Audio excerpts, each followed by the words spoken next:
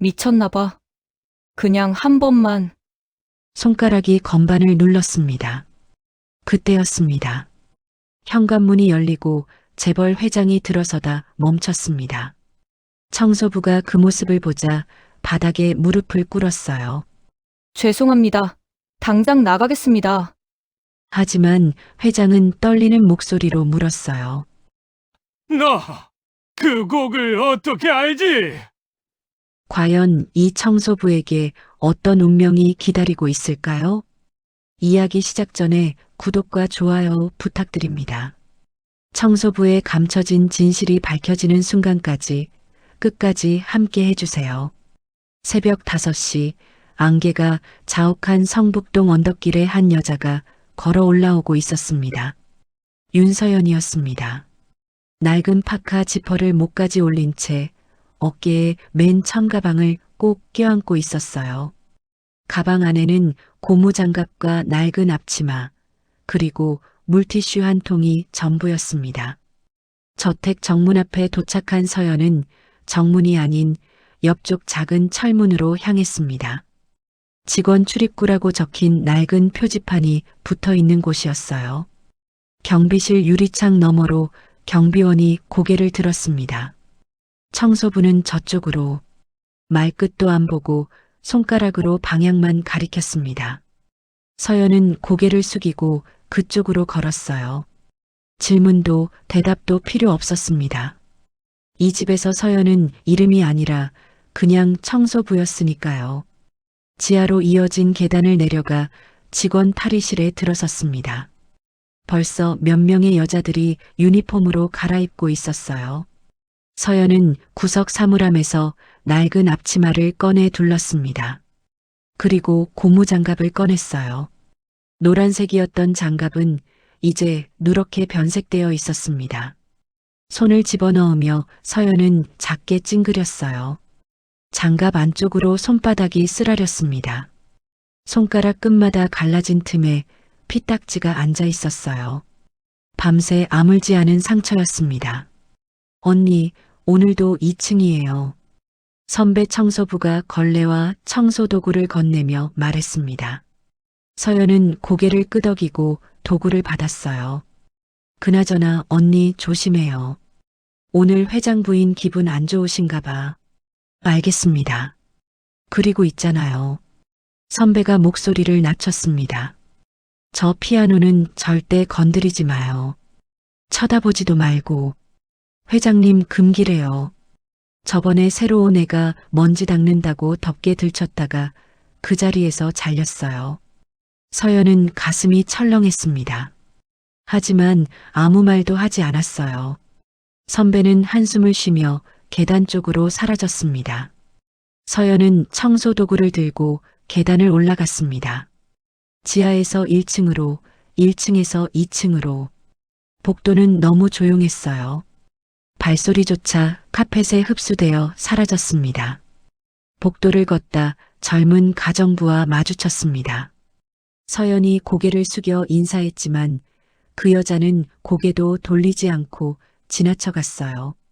서연은 이미 익숙했습니다. 이 집에서 청소부는 투명 인간이니까요. 2층 복도 청소를 마치고 계단을 내려왔을 때 1층 거실이 보였습니다. 넓은 거실 한가운데 검은 천으로 덮인 거대한 물체가 있었어요. 그랜드 피아노였습니다. 서연은 걸음을 멈췄습니다. 천 위로 먼지가 수북이 쌓여 있었어요. 아무도 쓰지 않은 지 오래된 것 같았습니다. 저거 건드리면 바로 잘린대. 진짜? 왜? 복도 저편에서 다른 직원들이 수군거리는 소리가 들렸습니다. 회장님이 누구한테도 안 만지게 한대. 며느리 유품이래. 그럼 왜 저렇게 거실에 두고 있어? 그러니까 버리지도 못하고 쓰지도 못하고. 서연은 고개를 돌렸습니다. 쳐다봐서도 안 되는 물건이었어요. 하지만 눈길이 자꾸 그쪽으로 갔습니다. 검은 천 아래 감춰진 건반이 왠지 궁금했어요. 그때 뒤에서 차갑게 가라앉은 목소리가 들렸습니다. 청소 끝나면 바로 나가. 서연은 깜짝 놀라 돌아봤습니다. 회장 부인 박정아가 계단 위에서 내려다보고 있었어요. 60대 중반의 여자였지만 자세가 고닫고 눈빛은 차가웠습니다. 진주 목걸이를 한 손으로 만지작거리며 서연을 훑어보았어요. 예, 부인님. 서연은 고개를 푹 숙였습니다. 부인의 시선이 서연의 손 위로 머물렀어요. 고무장갑 낀 손, 그 안에 숨겨진 상처를 꿰뚫어 보는 듯한 눈빛이었습니다. 서연은 본능적으로 손을 앞치마 뒤로 숨겼어요. 오늘 청소 구역 끝나면 주방 쪽도 확인해. 설거지 안 된 게 있으면 다 해놔. 예, 부인님. 부인은 더 이상 아무 말 없이 복도 안쪽으로 사라졌습니다. 서연은 한참을 그대로 서 있었어요. 가슴이 두근거렸습니다. 왜인지 부인의 눈빛이 무서웠어요. 서연은 다시 걸레를 들고 거실 바닥을 닦기 시작했습니다. 무릎을 꿇고 바닥을 문지르며 피아노 쪽으로는 절대 눈길을 주지 않으려 했어요. 하지만 자꾸만 시선이 그쪽으로 갔습니다. 그때 주머니 속에서 핸드폰이 진동했습니다. 서연은 손을 닫고 핸드폰을 꺼냈어요. 문자였습니다. 서울대병원 치료비 연체 안내. 3년 전 수술비 잔액 2,800만 원. 이달 정기 치료비 85만 원 미납. 빠른 납부 부탁드립니다. 서연은 핸드폰을 꺼진 채 눈을 감았습니다. 손이 떨렸어요. 어머니는 3년 전 큰 수술을 받았습니다. 다행히 회복하셔서 지금은 시장에서 생선 장사를 하고 계시지만 그때 생긴 빚은 아직도 남아 있었어요. 게다가 당뇨와 고혈압 때문에 한 달에 한 번씩 병원에 가셔야 했습니다. 약값도 만만치 않았어요. 서연은 핸드폰을 주머니에 넣고 다시 걸레를 잡았습니다. 조금만 더 버티자. 조금만 더. 속으로 되뇌었어요. 청소를 마치고 도구를 정리할 때 서연은 피아노 옆을 지나갔습니다. 무의식적으로 손끝이 피아노 덮개에 스쳤어요. 차가운 천촉감이 느껴졌습니다. 서연은 화들짝 놀라 손을 뗐어요. 주위를 둘러봤지만 아무도 없었습니다. 왜 저렇게 덮어놨을까? 서연은 고개를 저었습니다. 궁금해하면 안 되는 일이었어요. 서연은 이 집에서 가장 낮은 사람이었습니다. 소리조차 내면 안 되는 사람이었어요. 지하 탈의실로 내려가 앞치마를 벗고 고무장갑을 벗었습니다. 갈라진 손바닥이 다시 쓰라렸어요. 서연은 사물함 안쪽에 붙여둔 작은 거울을 봤습니다.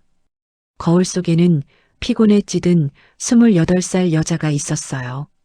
저택을 나와 다시 언덕길을 내려가며 서연은 뒤를 돌아봤습니다. 안개 너머로 거대한 저택이 보였어요. 저 집 안 어딘가에 아무도 치지 못하는 피아노가 덮인 채로 놓여 있었습니다.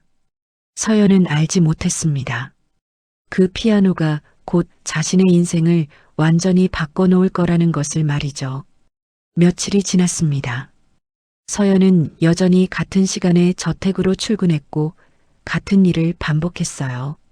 바닥을 닦고 유리창을 닦고 화장실을 청소하고 주방을 정리했습니다.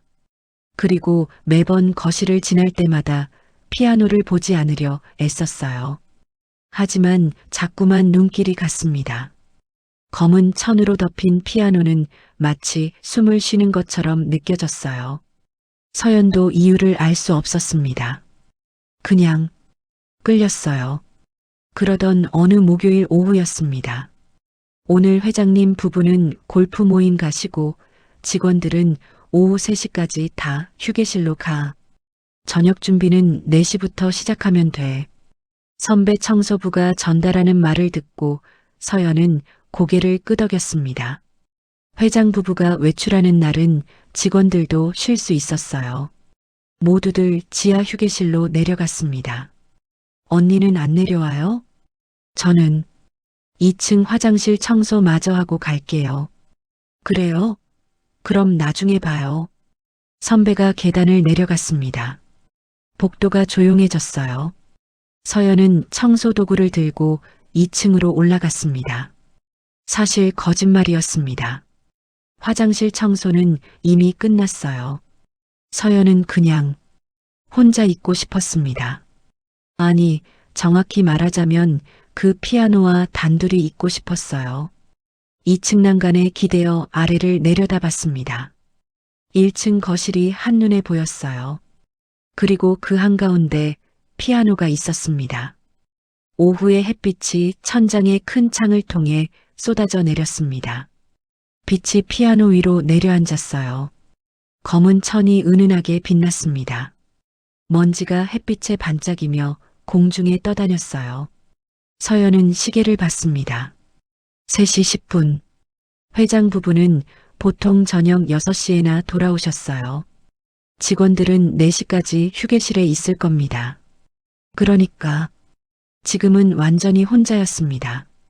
서연은 계단을 천천히 내려갔습니다. 한 걸음 한 걸음 내디딜 때마다 심장이 두근거렸어요. 발걸음이 저절로 피아노 쪽으로 향했습니다. 피아노 앞에 섰습니다. 천 위로 먼지가 수북이 쌓여 있었어요. 서연은 주머니에서 먼지떨이를 꺼냈습니다. 청소하는 거니까 괜찮겠지. 먼지를 털어내기 시작했습니다. 천을 쓸어내리자 먼지가 햇빛 속으로 날렸어요. 서연의 손이 점점 느려졌습니다. 그리고 멈췄어요. 천 한쪽 끝이 살짝 들쳐져 있었습니다. 그 틈 사이로 검은색 광택이 보였어요. 피아노의 몸체였습니다. 서연은 숨을 멈췄습니다. 한 번만 볼까?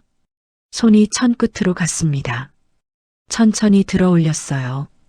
천 아래로 그랜드 피아노가 모습을 드러냈습니다. 검은 광택이 눈부셨어요. 건반 덮개도 닫혀 있었습니다. 서연의 손이 덮개 손잡이로 향했습니다. 주위를 둘러봤어요. 아무도 없었습니다. 시계 소리만 들렸어요. 째깍째깍. 손잡이를 잡고 천천히 열었습니다. 건반이 나타났습니다. 하얀 건반과 검은 건반이 가지런히 늘어서 있었어요. 놀랍게도 먼지 하나 없이 깨끗했습니다. 누군가 매일 닦는 것 같았어요. 서연은 넋을 잃고 건반을 바라봤습니다. 손이 저절로 건반 위로 향했어요. 하지만 고무장갑을 낀 손이었습니다. 이 손으로 치면 안 되지. 장갑을 벗으려다 말고 다시 꼈습니다. 그리고 또 벗으려 했어요. 손이 떨렸습니다. 머릿속이 복잡했어요. 나는 이 집 청소부야. 이런 거 치면 안 돼. 잘리면 어떡해. 엄마 병원비는. 하지만 건반이 자꾸만 눈에 들어왔습니다. 그리고 갑자기 기억이 떠올랐어요. 어렸을 때였습니다. 좁은 단칸방에서 어머니가 서연을 재우던 밤이었어요. 어머니는 늘 같은 자장가를 불러주셨습니다. 멜로디가 너무 예뻤어요. 엄마, 이 노래 제목이 뭐예요? 제목은 없어.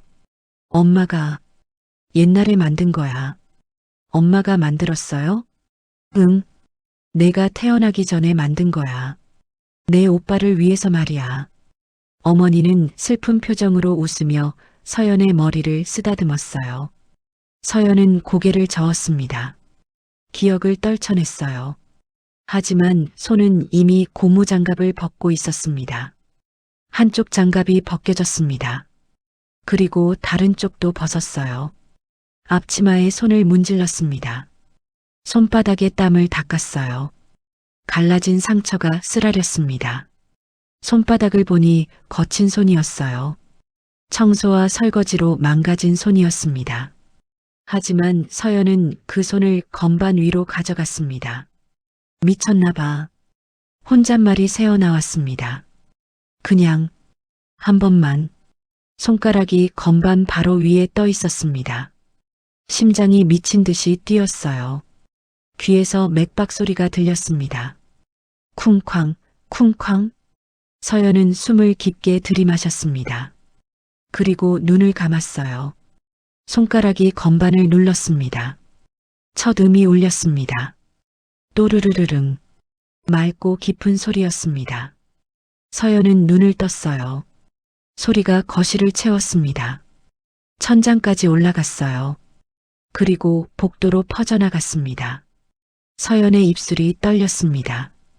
두 번째 음을 눌렀어요. 세 번째, 네 번째. 손가락이 저절로 움직였습니다. 멜로디가 흘러나왔어요. 그것은 어머니의 자장가였습니다. 서연은 악보를 본 적이 없었습니다. 피아노를 배운 적도 없었어요. 하지만 손은 기억하고 있었습니다. 어렸을 때부터 수백 번 들었던 그 멜로디를 말이죠. 음악이 저택 전체로 퍼져나갔습니다.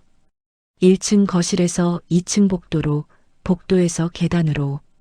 고요했던 저택이 소리로 채워졌어요. 서연은 눈을 감고 연주했습니다. 표정이 평온했어요. 슬프면서도 편안한 얼굴이었습니다. 눈가에 눈물이 흘렀지만 서연은 느끼지 못했어요. 시간이 멈춘 것 같았습니다. 그때였습니다. 현관 쪽에서 미세한 소리가 났습니다. 찰칵. 열쇠가 자물쇠에 꽂히는 소리였습니다. 서연은 듣지 못했습니다. 음악에 빠져 있었으니까요. 현관문이 천천히 열렸습니다. 삐걱. 누군가 현관에 들어섰습니다. 그리고 그 사람은 첫걸음을 내딛다가 멈췄습니다. 피아노 소리가 저택을 가득 채우고 있었습니다. 맑고 깊은 소리였어요. 예상보다 훨씬 아름다운 소리였습니다. 서연은 눈을 감은 채 연주를 이어갔어요. 손가락이 건반 위에서 춤을 췄습니다. 표정이 묘했습니다. 슬픔과 안정이 섞여 있었어요. 눈가에는 눈물이 맺혀 있었지만 입가에는 미소가 번졌습니다. 마치 오래 잃어버렸던 무언가를 되찾은 것 같은 표정이었어요. 서연 자신도 놀라웠습니다. 손가락이 저절로 움직였어요. 악보도 없고 배운 적도 없는데 멜로디가 흘러나왔습니다. 마치 손이 기억하고 있는 것 같았어요. 아니, 정확히 말하자면 몸 전체가 기억하고 있었습니다. 어머니가 불러주셨던 그 자장가를요. 서연은 눈을 뜬 채로 연주를 이어갔습니다. 건반을 보며 놀라웠어요. 손가락이 정확하게 움직였습니다. 한 번도 실수하지 않았어요. 마치 수백 번 연습한 곡처럼 말이죠. 그리고 문득 깨달았습니다. 이 곡은 어머니가 흥얼거리던 것보다 훨씬 풍부했어요. 왼손이 저음을 누르며 화음을 만들어냈습니다. 서연은 왼손이 움직이는 걸 보며 입을 벌렸어요. 내가 이걸 어떻게 알지?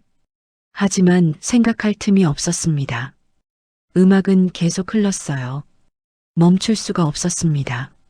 아니, 멈추고 싶지 않았어요. 회상이 떠올랐습니다. 5살 서연이 좁은 단칸방에 누워 있었어요. 천장에는 빗물 자국이 있었고 벽에는 곰팡이가 피어 있었습니다. 하지만 어머니가 옆에 앉아 손을 잡아주셨어요. 엄마, 노래 불러줘. 응, 우리 서연이. 어머니는 눈을 감고 노래를 불렀습니다. 목소리가 떨렸어요. 슬픈 표정이었지만 억지로 웃으며 불렀습니다. 이 노래는 내 오빠한테 불러주려고 만든 거야. 엄마 뱃속에 있을 때 말이야. 오빠요? 오빠는 어디 있어요? 어머니는 대답하지 않았습니다. 그냥 눈물을 닦으며 계속 노래를 불렀어요. 어린 서연은 이해하지 못했습니다. 하지만 어머니의 슬픔은 느낄 수 있었어요. 서연은 눈을 떴습니다. 회상에서 깨어났어요. 하지만 연주는 멈추지 않았습니다. 오히려 더 깊어졌어요. 감정이 실렸습니다. 거친 손과 고급 피아노의 대비가 선명했습니다. 갈라진 손가락, 더러워진 손톱, 굳은 살 박힌 손바닥. 하지만 그 손에서 나오는 소리는 너무나 아름다웠어요. 연주가 점점 자연스럽게 이어졌습니다. 처음에는 조심스럽던 손가락이 이제는 자신감 있게 움직였어요. 강약 조절도 되었습니다. 어떤 부분은 부드럽게, 어떤 부분은 강렬하게. 서연은 자신도 모르게 눈물을 흘리고 있었습니다. 뺨을 타고 흘러내린 눈물이 턱 끝에서 떨어졌어요. 하지만 손은 멈추지 않았습니다. 음악이 저택 전체를 채웠습니다. 1층 거실에서 시작된 소리가 계단을 타고 올라갔어요. 2층 복도까지 울려 퍼졌습니다. 창문이 미세하게 떨렸어요. 커튼이 흔들렸습니다. 서연은 시간 감각을 완전히 잃었습니다. 몇 분이 지났는지, 몇십 분이 지났는지 알 수 없었어요. 오직 음악만 있었습니다. 그리고 그 순간 현관문이 조용히 열렸습니다. 서연은 듣지 못했습니다. 연주에 완전히 빠져 있었으니까요. 누군가 현관에 들어섰습니다. 정장을 입은 남자였어요. 70대 초반으로 보이는 나이였습니다. 흰머리가 단정하게 빗겨져 있었고 고급 정장이 몸에 딱 맞았어요. 회장 김도연이었습니다. 회장은 현관에 서서 신발도 벗지 못한 채 굳어버렸습니다. 손에 들고 있던 서류 가방이 바닥으로 떨어졌어요. 쿵! 무거운 소리가 났습니다. 하지만 피아노 소리에 묻혀버렸어요. 서류 가방 안에서 서류들이 쏟아져 나왔습니다. 중요한 계약서들이 바닥에 흩어졌어요. 하지만 회장은 신경 쓰지 않았습니다. 그저 피아노 쪽을 바라볼 뿐이었어요. 얼굴에서 핏기가 사라졌습니다. 창백해진 얼굴이 마치 유령을 본 것 같았어요. 입술이 떨렸습니다. 눈이 커졌어요. 회장은 벽을 짚었습니다. 휘청거리는 몸을 간신히 지탱했어요. 다리에 힘이 풀렸습니다. 이 곡은 회장의 머릿속이 하얗게 변했습니다. 세상에 없어야 해. 이 곡은 죽은 사람과 함께 사라졌어야 해. 회장은 천천히 거실 쪽으로 걸어갔습니다. 한 걸음 한 걸음이 무거웠어요. 마치 다리에 쇠사슬이 묶인 것 같았습니다. 그리고 회장은 봤습니다. 피아노 앞에 앉아 연주하는 여자를요. 청소부 유니폼을 입은 앞치마를 두른 여자였습니다. 고무장갑은 바닥에 벗어져 있었고 맨손으로 건반을 치고 있었어요. 회장의 심장이 미친 듯이 뛰었습니다. 숨이 가빠졌어요. 가슴을 움켜쥐었습니다. 회상이 떠올랐습니다. 27년 전이었습니다. 이 저택이 같은 거실이었어요. 같은 피아노 앞에 한 여자가 앉아 있었습니다. 임신한 며느리였습니다. 배가 불러온 며느리가 피아노 앞에 앉아 작곡을 하고 있었어요. 악보에 음표를 하나하나 그려 넣으며 미소 지었습니다. 아버님, 들어보세요. 며느리는 피아노를 쳤습니다. 아름다운 멜로디가 흘러나왔어요. 이 곡은 뱃속 아기를 위해 만들었어요. 태어나면 매일 밤 이 자장가를 들려줄 거예요. 아들일까 딸일까. 며느리는 배를 쓰다듬으며 행복한 표정을 지었습니다. 아들이래요. 병원에서. 아빠가 될 아들을 위한 자장가예요. 회장은 옆에서 미소 지었습니다. 며느리가 행복해 보여서 기뻤어요. 하지만 그 옆에 서 있던 사람이 있었습니다. 회장 부인 박정아였습니다. 부인은 차갑게 돌아섰습니다. 며느리를 향한 눈빛이 얼음처럼 차가웠어요. 그리고 3개월 뒤 며느리는 사라졌습니다. 교통사고였습니다. 아니, 그렇게 처리되었어요. 며느리와 뱃속 아기는 모두 죽었다고 발표되었습니다. 회장은 그때 아무것도 하지 못했습니다. 부인이 시키는 대로 했어요. 장례식을 치르고 며느리의 흔적을 모두 지웠습니다. 단 하나 피아노만 남겨뒀습니다. 그리고 그 피아노를 아무도 치지 못하게 했어요. 검은 천으로 덮어버렸습니다. 회장은 현재로 돌아왔습니다. 눈앞에서 연주가 계속되고 있었어요. 연주가 절정에 이르렀습니다. 서연의 손가락이 빠르게 움직였어요. 강렬한 소리가 터져 나왔습니다. 그리고 천천히 마무리되었습니다. 마지막 음이 울렸습니다. 또르르릉. 여운이 길게 이어졌습니다. 그리고 사라졌어요. 완전한 침묵이 찾아왔습니다. 서연은 눈을 떴습니다. 숨을 내쉬었어요. 가슴이 뛰었습니다. 눈물이 뺨에 젖어 있었어요. 그리고 뒤를 돌아봤습니다. 시선이 충돌했습니다. 회장 김도연이 서 있었습니다. 창백한 얼굴로 떨리는 입술로 서연을 바라보고 있었어요. 회장의 입이 열렸습니다. 떨리는 목소리가 나왔어요. 너, 누구냐? 서연은 얼어붙었습니다. 온몸이 굳었어요. 피가 거꾸로 흐르는 것 같았습니다. 회장님. 서연은 황급히 일어나려다 의자에서 넘어졌습니다. 손이 건반을 쳤어요. 불협화음이 터져 나왔습니다. 죄송합니다. 서연은 바닥에 무릎을 꿇었습니다. 하지만 회장은 듣지 못하는 것 같았습니다. 그저 서연을 뚫어지게 바라볼 뿐이었어요. 눈빛이 흔들렸습니다. 회장의 무릎이 꺾였습니다. 70평생 누구 앞에서도 무릎 꿇어본 적 없는 사람이었어요. 하지만 지금은 달랐습니다. 다리에 힘이 들어가지 않았어요. 쿵. 회장이 한쪽 무릎을 바닥에 짚었습니다. 손으로 바닥을 짚으며 간신히 쓰러지는 걸 막았어요. 숨이 거칠게 나왔습니다. 회장님. 서연은 깜짝 놀라 달려갔습니다. 회장을 부축하려 했어요. 하지만 회장은 손을 뿌리쳤습니다. 건드리지 마. 목소리가 떨렸습니다. 회장은 힘겹게 벽으로 기어갔어요. 벽에 등을 기대고 앉았습니다. 가슴을 움켜쥐었어요. 숨을 제대로 쉴 수가 없었습니다. 서연은 어쩔 줄 몰라 그 자리에 서 있었습니다. 회장의 얼굴이 창백했어요. 입술이 파랗게 질려 있었습니다. 심장 발작인가? 서연은 핸드폰을 꺼내려 했습니다. 119에 전화해야 했어요. 전화. 하지 마. 회장이 손을 들어 제지했습니다. 거친 숨을 몰아쉬며 말했어요. 괜찮아. 잠깐이면 돼. 회장은 눈을 감았습니다. 천천히 호흡을 가다듬었어요. 한참이 지나자 숨이 조금씩 안정되었습니다. 서연은 조심스럽게 물었습니다. 물 갖다 드릴까요? 회장은 대답하지 않았습니다. 그냥 눈을 감은 채 앉아 있었어요. 서연은 주방으로 뛰어가 물을 떠왔습니다. 회장 옆에 조심스럽게 놓았어요. 회장은 한참 뒤에 눈을 떴습니다. 물컵을 집어들었어요. 손이 떨려서 물이 흔들렸습니다.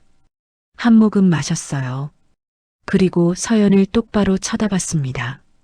그 곡을 어디서 배웠지? 서연은 고개를 숙였습니다. 죄송합니다. 피아노를 건드려서 정말 죄송합니다. 묻는 말에 대답해. 회장의 목소리에 힘이 들어갔습니다. 서연은 움찔했어요. 저는 배운 적 없습니다. 거짓말 마. 정말입니다. 저는 피아노를 배운 적이 없어요. 그냥. 서연은 말을 멈췄습니다. 어떻게 설명해야 할지 몰랐어요. 그냥 엄마가 어렸을 때 불러주셨어요. 자장가로요. 그 멜로디가 기억나서 그냥 손이 움직였어요. 회장의 눈이 커졌습니다. 내 어머니가? 예. 내 어머니는 지금 어디 계시지? 서연은 이상했습니다. 왜 회장이 어머니에 대해 묻는 걸까요? 하지만 대답했어요. 성북시장에서 생선 장사하십니다. 회장의 손이 떨렸습니다. 물컵을 놓치려다 간신히 붙잡았어요. 이름은? 예. 내 어머니 이름. 윤미정입니다. 그 순간 회장의 얼굴이 완전히 굳어버렸습니다. 입술이 새하얗게 질렸어요. 눈동자가 흔들렸습니다. 윤미정, 윤미정. 회장의 머릿속이 복잡해졌습니다. 27년 전 며느리의 이름이었어요. 아니, 정확히는 결혼 전 이름이었습니다. 결혼하고 나서는 김미정이 되었었죠. 하지만 사고 후 호적에서 지워졌습니다. 죽은 사람으로 처리되었어요. 다시 윤미정이 된 걸까요? 회장은 일어서려 했습니다. 하지만 다리에 힘이 없었어요. 벽을 짚고 간신히 일어섰습니다. 서연이 부축하려 했지만 회장은 손을 저었어요. 너 몇 살이지? 28입니다. 회장의 계산이 빨라졌습니다. 27년 전 며느리가 사라졌을 때 임신 7개월이었습니다. 아이가 살았다면 지금 27살이었을 겁니다. 눈앞의 여자는 28이었습니다. 나이가 맞지 않았어요. 회장은 혼란스러웠습니다. 아니야. 말도 안 돼. 며느리는 죽었어. 아이도 죽었어. 화장까지 했어. 하지만 그 곡은 어떻게 설명할 건가요? 세상에 단 한 사람만 알던 곡이었습니다. 며느리가 직접 작곡한 악보도 남기지 않은 곡이었어요. 회장은 며느리가 사라진 후 그 곡을 찾아봤습니다. 집안을 다 뒤졌어요. 하지만 악보는 어디에도 없었습니다. 며느리는 악보를 쓰지 않고 작곡했었어요. 머릿속에만 담아뒀던 겁니다. 그런데 지금 눈앞에 청소부가 그 곡을 완벽하게 쳤습니다. 회장의 머릿속에 회상이 떠올랐습니다. 27년 전 봄날이었습니다. 거실의 피아노 앞에 며느리가 앉아 있었어요. 배가 많이 불러온 상태였습니다. 7개월째였어요. 며느리는 피아노를 치며 흥얼거렸습니다. 회장이 다가갔어요. 뭐 하고 있니? 아, 아버님. 자장가 만들고 있어요. 며느리는 밝게 웃었습니다. 배를 쓰다듬으며 말했어요. 뱃속 아기한테 들려줄 노래예요. 아직 덜 만들어졌지만요. 아들이라며? 네, 병원에서 아들이래요. 아빠가 될 제 아들을 위해 만드는 자장가예요. 태어나면 매일 밤 이 노래를 불러줄 거예요. 며느리는 다시 피아노를 쳤습니다. 아름다운 멜로디가 흘러나왔어요. 회장은 옆에서 미소 지으며 들었습니다. 좋은 어머니가 될 거야. 고맙습니다, 아버님. 그때 뒤에서 차가운 목소리가 들렸습니다. 여보, 잠깐 이야기 좀 해요. 회장 부인 박정아였습니다. 부인은 며느리를 향해 차가운 시선을 던졌어요. 며느리는 웃음을 거뒀습니다. 회장은 부인을 따라 서재로 갔습니다. 문을 닫자 부인이 말했어요. 저 여자 내보내야 해요. 무슨 소리야? 혈통이 안 맞아요. 조사했어요. 저 여자 친정, 시장에서 생선 장사하는 집안이에요. 우리 집안과 안 맞아요. 이미 결혼했잖아. 손자도 곧 태어나고. 그러니까 지금이라도 정리해야죠. 부인의 눈빛이 차가웠습니다. 회장은 등골이 오싹했어요. 당신, 무슨 생각을? 아무 일도 안 일어난 것처럼 할 수 있어요. 제게 맡기세요. 회장은 거부했어야 했습니다. 소리를 질렀어야 했어요. 하지만 그러지 못했습니다. 그리고 3개월 뒤 며느리는 교통사고로 죽었습니다. 뱃속 아이와 함께요. 장례식이 치러졌습니다. 화장이 되었어요. 모든 게 깔끔하게 정리되었습니다. 부인이 말했습니다. 이제 끝났어요. 다시는 이 일 얘기하지 마세요. 회장은 아무 말도 하지 못했습니다. 그저 피아노만 남겨달라고 부탁했어요. 부인은 허락했습니다. 대신 조건이 있었어요. 아무도 치지 못하게 해요. 덮개를 씌워요. 이 일을 기억하지 마세요. 회장은 그렇게 했습니다. 피아노를 검은 천으로 덮었어요. 누구도 치지 못하게 했습니다. 27년 동안 그 피아노는 죽은 며느리의 무덤이었습니다. 회장은 현재로 돌아왔습니다. 눈앞에 서연이 서 있었어요. 떨리는 얼굴로 회장을 바라보고 있었습니다. 회장의 눈에서 눈물이 흘렀습니다. 70평생 울어본 적 없는 사람이었어요. 하지만 지금은 멈출 수 없었습니다. 미안하다. 미안해. 회장은 주저앉았습니다. 바닥에 손을 짚고 고개를 숙였어요. 서연은 놀라 물러났습니다. 무슨 일인지 이해할 수 없었어요. 회장님, 왜 그러세요? 회장은 대답하지 못했습니다. 그저 바닥을 보며 눈물을 흘렸어요. 복도에서 발소리가 들렸습니다. 누군가 계단을 올라오고 있었어요. 회장은 눈물을 닦으며 일어났습니다. 서연을 똑바로 쳐다봤어요. 오늘 일은 아무한테도 말하지 마. 예. 피아노 친 것도 나를 본 것도 아무 일도 없었던 거야. 하지만 부탁이야. 회장의 목소리가 간절했습니다. 서연은 고개를 끄덕일 수밖에 없었어요. 회장은 비틀거리며 계단 쪽으로 걸어갔습니다. 서연은 그 뒷모습을 멍하니 바라봤어요. 그리고 바닥에 흩어진 고무장갑을 주워들었습니다.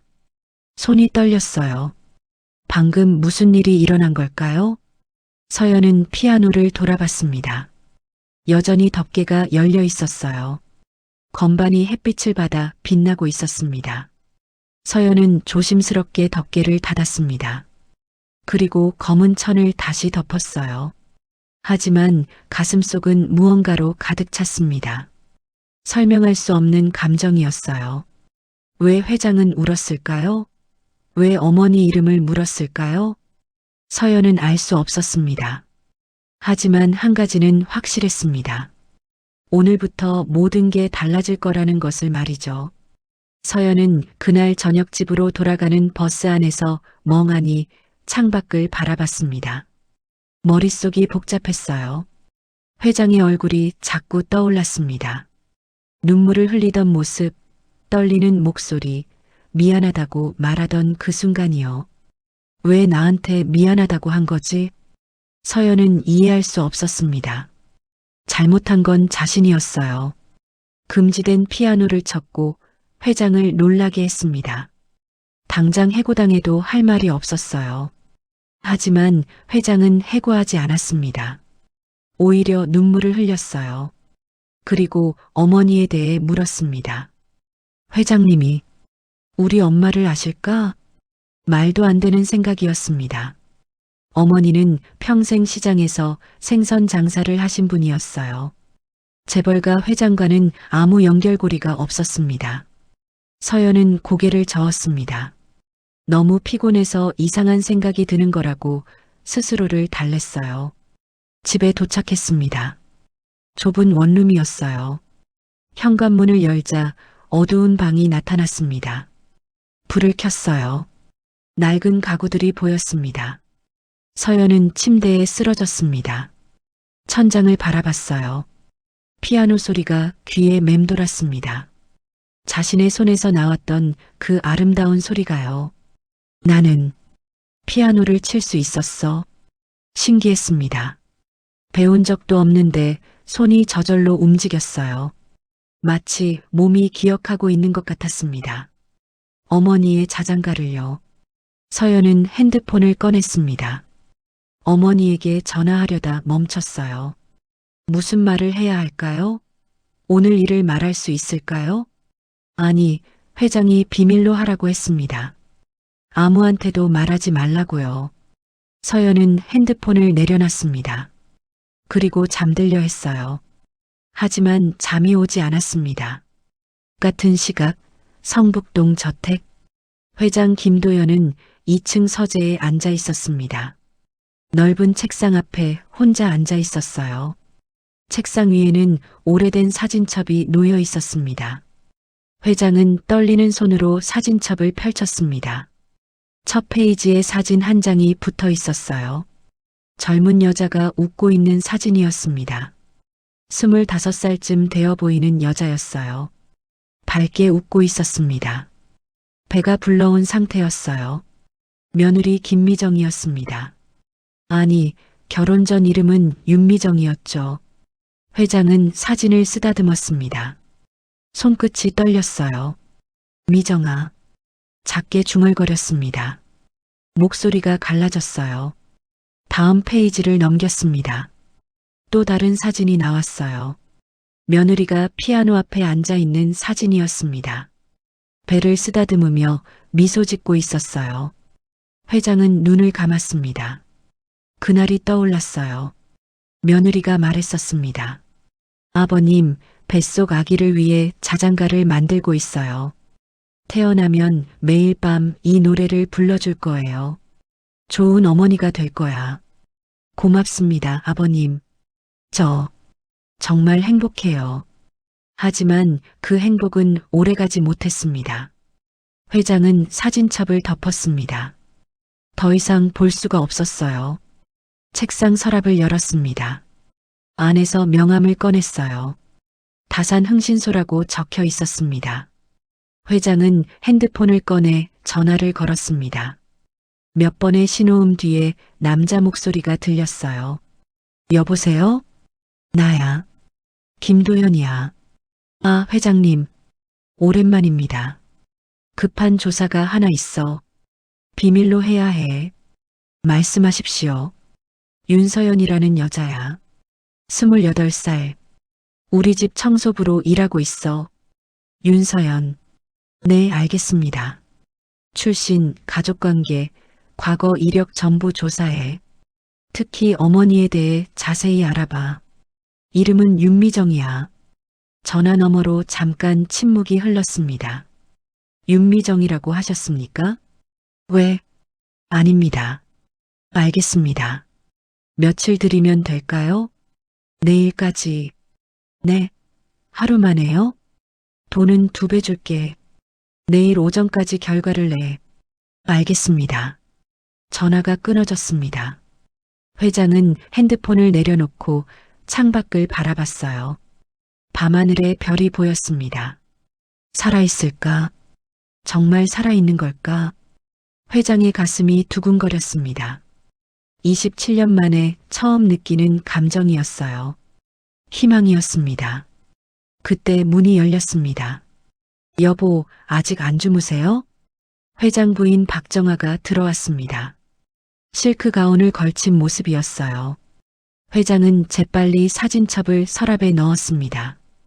응, 서류 정리 중이야. 부인은 회장 옆으로 다가왔습니다. 책상을 흘끗 봤어요. 오늘 일찍 들어오셨더라고요. 응, 골프 모임이 일찍 끝났어. 그러셨군요. 부인의 목소리가 차가웠습니다. 회장은 느낄 수 있었어요. 부인이 뭔가 눈치챘다는 걸 말이죠. 피아노 소리 들었어요. 회장의 등에 식은땀이 흘렀습니다. 뭐? 오늘 오후에요. 집에 피아노 소리가 울렸다고 직원들이 그러던데요. 당신이 쳤어요? 아니. 그럼 누가 쳤죠? 회장은 대답하지 않았습니다. 부인은 회장을 뚫어지게 쳐다봤어요. 설마, 저 피아노를 누가 쳤어요? 잘못 들었겠지. 착각일 거야. 착각이라뇨. 여러 직원이 들었다는데요.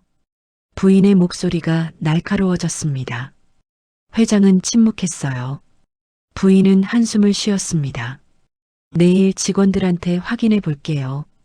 누가 감히 그 피아노를 쳤는지 말이에요. 부인은 돌아서서 나갔습니다. 문이 닫혔어요. 회장은 창밖을 다시 바라봤습니다. 불안했어요. 부인이 알아차리면 위험했습니다. 서연이를 지켜야 해. 회장은 결심했습니다. 다음 날 아침 저택의 분위기가 달랐습니다. 서연은 평소처럼 출근했습니다. 하지만 뭔가 이상했어요. 다른 직원들이 서연을 피했습니다. 복도를 걸을 때 가정부들이 수군거렸어요. 저 애가 그랬대. 진짜? 미친 거 아냐? 부인님이 엄청 화나셨대. 서연은 가슴이 철렁했습니다. 들켰구나. 피아노 친 게 들켰어요. 선배 청소부가 다가왔습니다. 걱정스러운 표정이었어요. 언니 조심해요. 부인님이 언니 찾으신대요. 예. 언니가 어제 피아노 쳤어요? 서연은 대답할 수 없었습니다. 선배는 한숨을 쉬었어요. 아이고, 어쩌려고. 부인님이 엄청 무서운 분이에요. 조심해요. 선배가 사라졌습니다. 서연은 복도에 혼자 남았어요. 그때 뒤에서 목소리가 들렸습니다. 윤서연. 차갑고 날카로운 목소리였습니다. 서연은 돌아봤어요. 회장 부인 박정아가 서 있었습니다. 진주 목걸이를 한 손으로 만지작거리며 서연을 노려봤어요. 따라와. 부인은 돌아서서 걸어갔습니다. 서연은 떨리는 다리로 뒤따라갔어요. 부인은 거실로 갔습니다. 피아노 앞에 섰어요. 검은 천이 덮인 피아노를 손으로 가리켰습니다. 이거 쳤어? 서연은 고개를 숙였습니다. 죄송합니다. 죄송하다고? 그래서 쳤어, 안 쳤어? 쳤습니다. 부인의 눈빛이 차갑게 변했습니다. 누가 허락했어? 죄송합니다. 정말 그냥 호기심에. 호기심? 호기심으로 남의 물건을 함부로 건드려? 부인이 한 걸음 다가왔습니다. 서연은 뒤로 물러났어요. 당장 짐 싸. 오늘로 해고야. 서연의 얼굴이 창백해졌습니다. 부인님, 제발, 제발은 무슨, 규칙을 어겼으면 나가야지. 그때였습니다. 여보, 회장의 목소리가 들렸습니다. 계단에서 회장이 내려오고 있었어요. 이 애는 그냥 둬. 부인은 회장을 쳐다봤습니다. 왜요? 당신이 그렇게 아끼던 피아노를 건드렸는데요? 내가 허락했어. 뭐라고요? 내가 쳐보라고 했어. 그러니까 이해 잘못이 아니야. 부인의 얼굴이 굳어졌습니다. 서연은 놀라 회장을 쳐다봤어요. 부인과 회장의 시선이 부딪혔습니다. 긴 침묵이 흘렀어요. 부인은 차갑게 웃었습니다. 그러셨군요. 알겠어요. 부인은 서연을 한번 훑어보고는 계단을 올라갔습니다. 발걸음 소리가 점점 멀어졌어요. 서연은 회장을 바라봤습니다. 회장은 작게 고개를 끄덕이며 눈빛으로 말했어요. 괜찮아. 걱정하지 마. 하지만 서연은 알 수 있었습니다. 이제 시작이라는 걸 말이죠. 며칠이 지났습니다. 서연은 여전히 저택에서 일했어요. 해고당하지 않았습니다. 회장이 막아줬으니까요. 하지만 분위기가 완전히 달라졌습니다. 다른 직원들이 서연을 피하기 시작했어요. 복도에서 마주치면 시선을 피했습니다. 인사를 해도 대답하지 않았어요. 휴게실에서 서연이 들어가면 대화가 뚝 끊겼습니다. 선배 청소부마저 거리를 뒀어요. 언니, 왜 그러세요? 제가 뭘 잘못했어요? 서연이 물었을 때 선배는 난처한 표정으로 대답했습니다. 미안해. 나도 먹고 살아야 해서. 그게 무슨 뜻인지 서연은 알 수 없었습니다. 선배는 그냥 돌아서 갔어요. 서연은 혼자가 되었습니다. 점심시간에도 혼자 먹었어요. 청소할 때도 혼자였습니다. 누구도 말을 걸지 않았어요. 무서웠습니다. 왜 갑자기 이러는 걸까요? 그리고 사흘째 되는 날 일이 터졌습니다. 오전 10시였습니다. 서연은 2층 복도를 청소하고 있었어요. 걸레질을 하고 있는데 갑자기 아래층에서 소란스러운 소리가 들렸습니다. 어머, 큰일이에요. 가정부의 목소리였습니다. 서연은 걸레를 놓고 난간으로 다가갔어요. 아래를 내려다봤습니다. 1층 거실에 사람들이 모여 있었어요. 회장 부인이 중앙에 서 있었고 주위에 직원들이 둘러서 있었습니다. 뭐가 없어졌다고? 부인의 목소리가 날카로웠습니다. 회장님 만년필이요. 서재에 있던 몽블랑 만년필이 없어졌어요. 가정부가 떨리는 목소리로 대답했습니다. 그게 얼만데? 부인이 소리쳤어요. 직원들이 움찔했습니다. 그건 회장님 유품이에요. 돌아가신 회장님 아버지께서 물려주신 거라고. 어떻게 감히. 부인의 목소리가 떨렸습니다. 분노인지 슬픔인지 알 수 없었어요. 서연은 가슴이 철렁했습니다. 만년필이 없어졌다고요? 서연은 서재 청소를 맡고 있었어요. 어제도 서재를 닦았습니다. 부인이 고개를 들었습니다. 그리고 2층을 올려다봤어요. 서연과 눈이 마주쳤습니다. 윤서연 내려와. 차가운 명령이었습니다. 서연은 떨리는 다리로 계단을 내려갔어요. 1층에 도착하자 모든 직원의 시선이 서연에게 쏠렸습니다. 서연은 고개를 숙였어요. 어제 서재 청소한 사람이 누구야? 부인이 물었습니다. 저입니다. 그럼 만년필 받겠네? 만년필이요? 저는 잘 모르겠는데요. 서재 책상 위에 있었어. 몽블랑 만년필. 검은색의 금장식이 달린 거. 서연은 기억을 더듬었습니다. 어제 서재 책상을 닦을 때 펜이 있었나요? 솔직히 기억이 나지 않았어요. 서연은 항상 물건을 움직이지 않고 조심스럽게 닦았습니다. 특별히 만년필을 본 기억이 없었어요. 잘 모르겠습니다. 제가 책상을 닦긴 했지만 모른다고? 부인이 한 걸음 다가왔습니다. 서연은 뒤로 물러났어요. 내 가방 열어봐. 예. 가방. 지금 열어봐. 서연은 어깨에 맨 청가방을 내려다봤습니다. 가슴이 두근거렸어요. 저는 안 가져갔는데요. 그럼 열어보면 되잖아. 뭐가 문제야? 부인의 목소리가 차가웠습니다. 주위 직원들이 웅성거렸어요. 청소부 손이 제일 수상하지. 누군가 작게 중얼거렸습니다. 서연은 귀가 얼얼했어요. 가방 열어. 부인이 다시 명령했습니다. 서연은 떨리는 손으로 가방을 열었어요. 지퍼를 내렸습니다. 가방 안에는 고무장갑, 앞치마, 물티슈, 핸드폰, 지갑밖에 없었습니다. 만년필은 없었어요. 부인은 가방 안을 들여다봤습니다. 그리고 코웃음을 쳤어요. 가방에는 없네. 그럼 주머니는? 주머니요? 주머니 뒤져봐. 서연은 파카 주머니에 손을 넣었습니다. 아무것도 없었어요. 빈 주머니를 뒤집어 보였습니다. 여기도 없습니다. 옷 안쪽도 확인해야죠. 부인의 말에 서연은 얼굴이 빨개졌습니다. 그건 너무 심한 거 아니에요? 심해? 회장님 유품을 잃어버렸는데 심하다고? 부인이 손을 뻗었습니다. 서연의 파카를 잡아당겼어요. 부인님, 서연이 뿌리쳤습니다. 부인의 손이 떨어졌어요. 순간 정적이 흘렀습니다. 부인의 얼굴이 차갑게 굳었습니다. 지금 나한테 손찌검을 했어? 아니, 그게 아니라 다들 봤지? 이 애가 나한테 손을 쳤어. 주위 직원들이 웅성거렸습니다. 서연은 억울했어요. 손을 친 게 아니라 잡아당기는 걸 막았을 뿐인데요. 부인님, 저는 정말 안 가져갔어요. 믿어주세요. 믿어?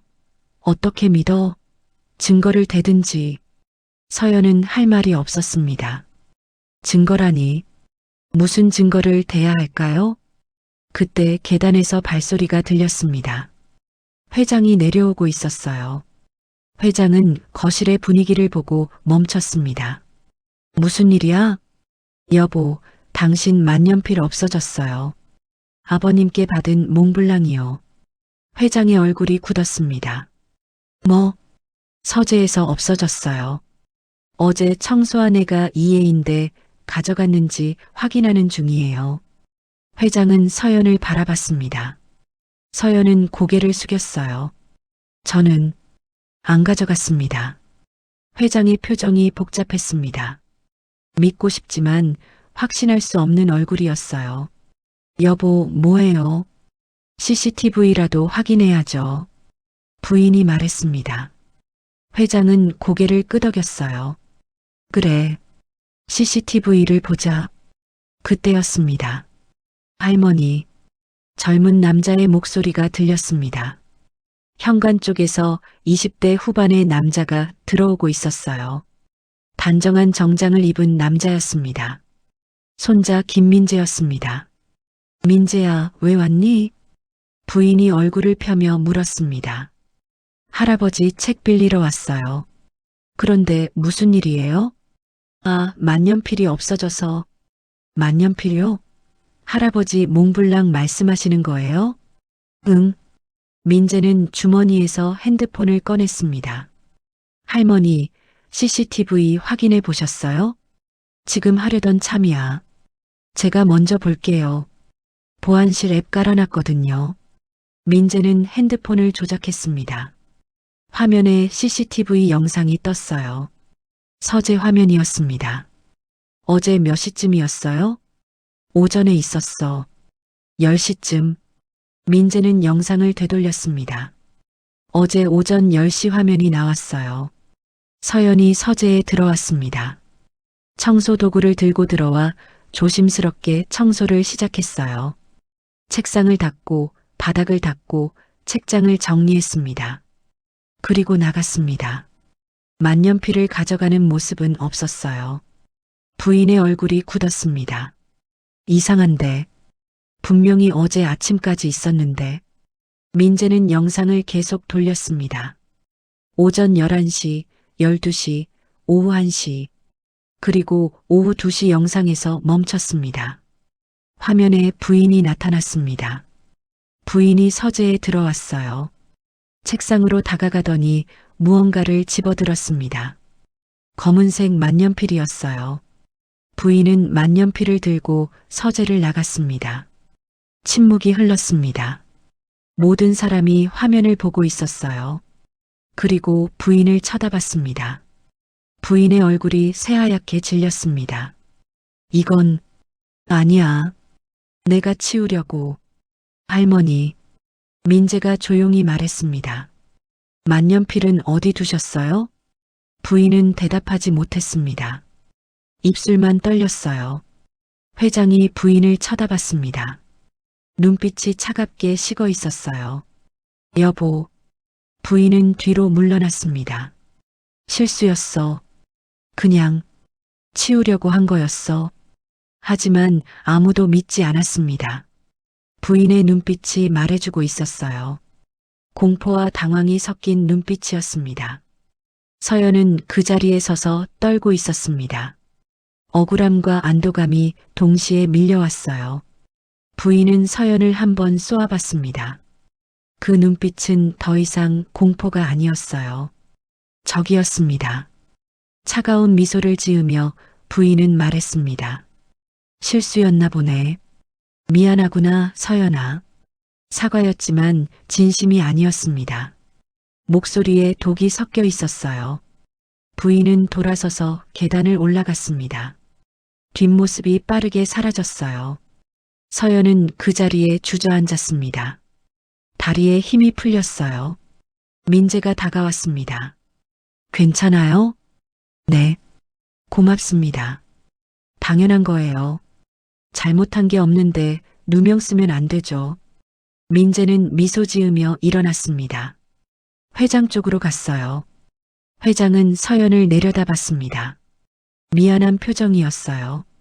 하지만 아무 말도 하지 않았습니다.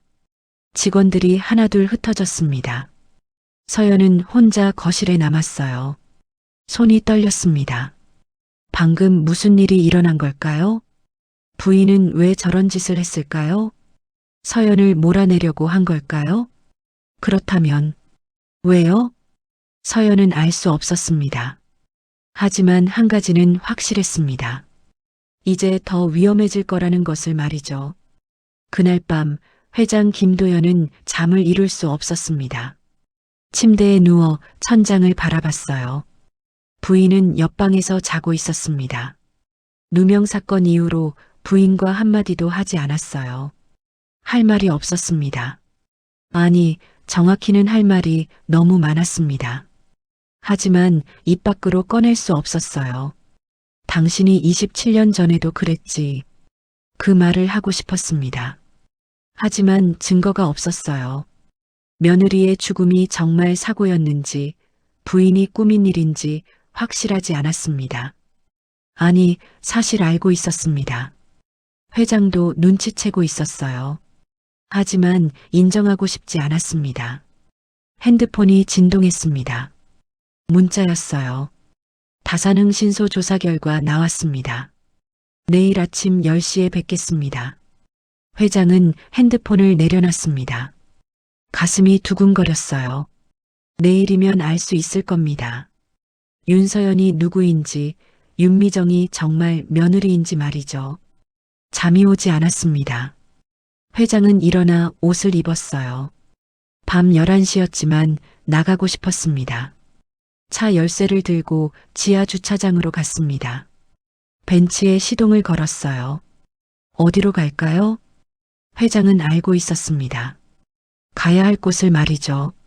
성북시장이었습니다. 밤 11시 반 성북시장은 텅 비어 있었습니다.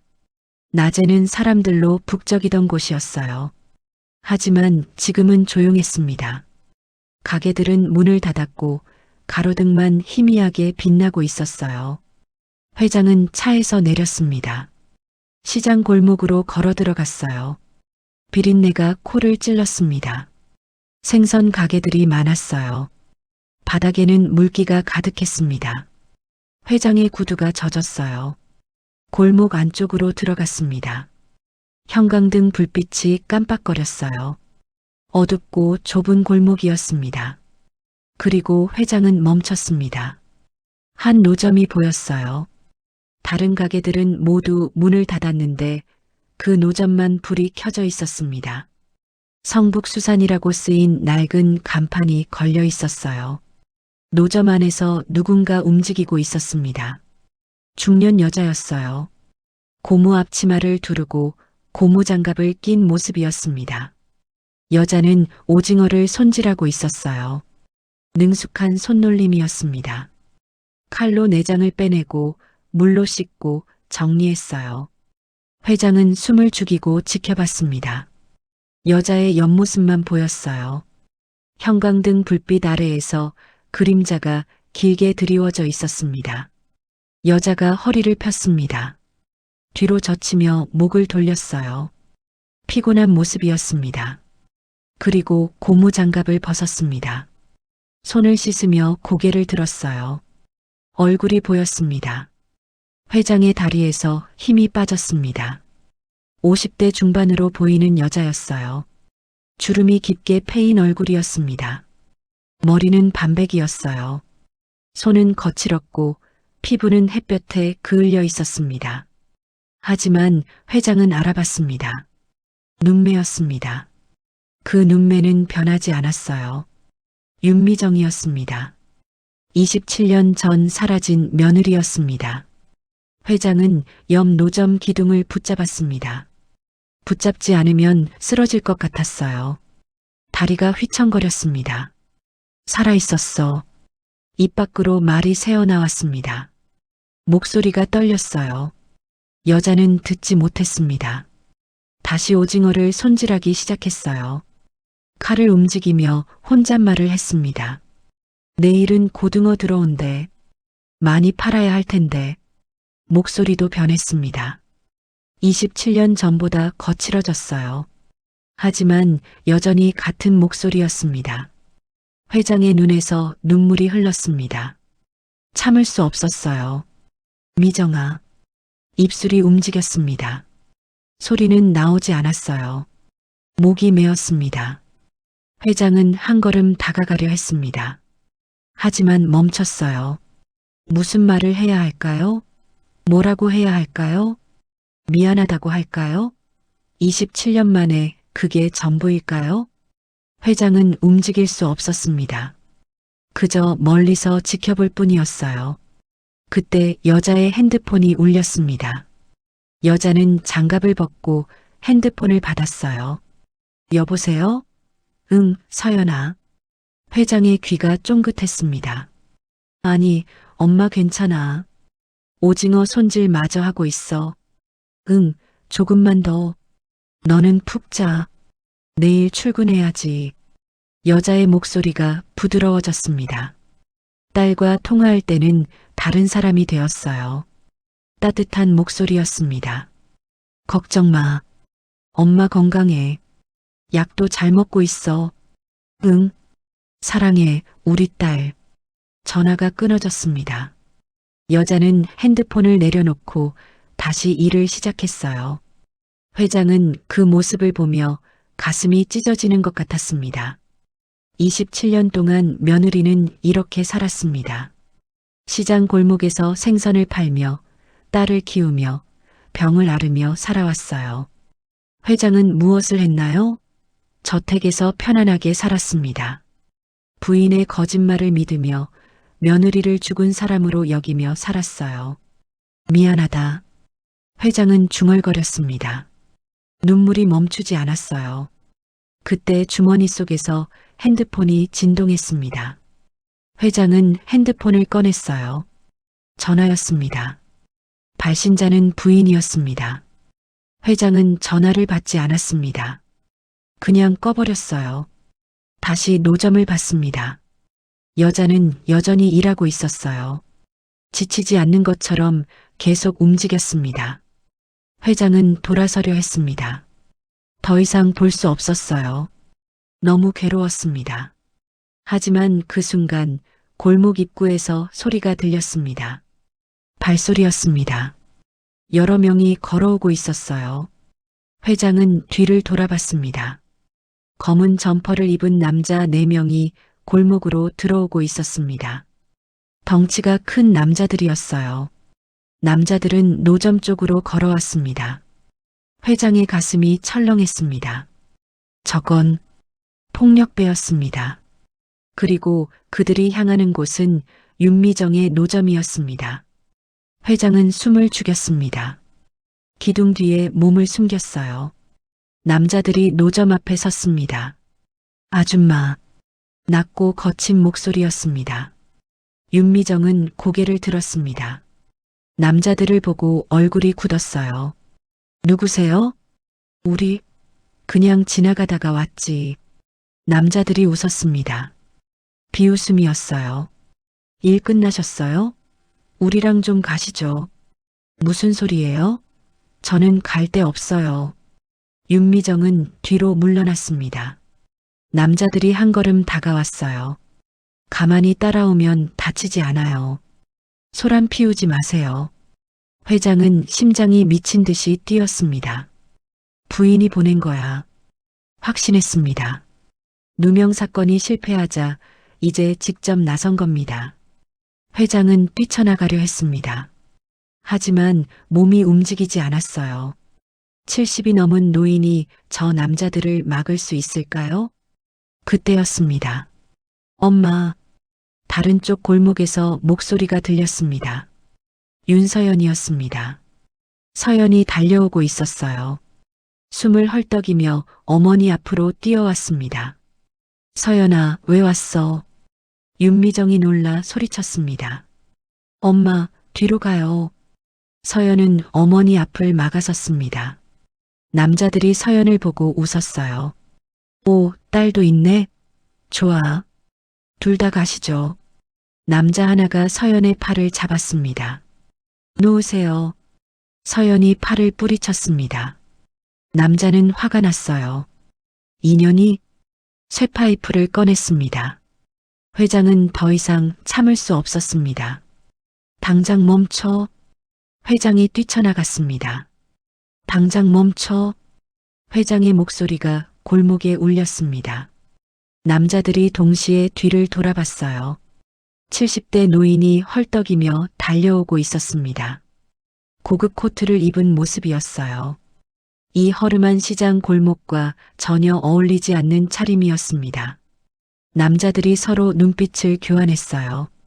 당황한 표이였습니다. 회장님? 한 남자가 중얼거렸습니다. 회장을 알아본 겁니다. 회장은 숨을 헐떡이며 그들 앞에 섰습니다. 오랜만에 뛰어서 숨이 가빴어요. 가슴이 답답했습니다. 누가 보냈어? 회장이 물었습니다. 목소리에 힘을 주려 했지만 떨렸어요. 남자들은 대답하지 않았습니다. 그저 서로 눈치만 봤어요. 내 부인이지? 회장이 다시 물었습니다. 이번에는 확신에 찬 목소리였어요. 남자들이 뒤로 물러났습니다. 쇠파이프를 든 남자가 파이프를 내렸어요. 회장님, 저희는 그냥 당장 꺼져. 다신 이 사람들 건드리지 마. 회장의 목소리가 단호했습니다. 남자들은 머뭇거렸어요. 하지만 결국 돌아섰습니다. 골목 밖으로 사라졌어요.